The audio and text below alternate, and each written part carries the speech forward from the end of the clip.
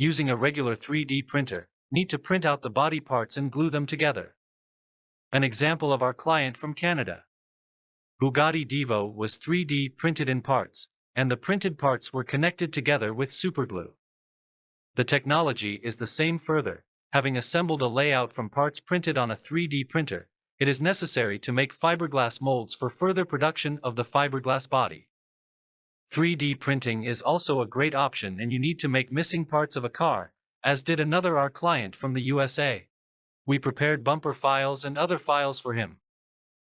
He printed the bumper on a 3D printer and installed it on an original Lamborghini Murcielago. Then he will make a finished carbon parts using these printed pieces.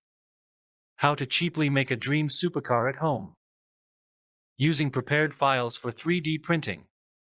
Original scale and reduced scale for children. You can get digital files of any car you want to build on our web store. Welcome!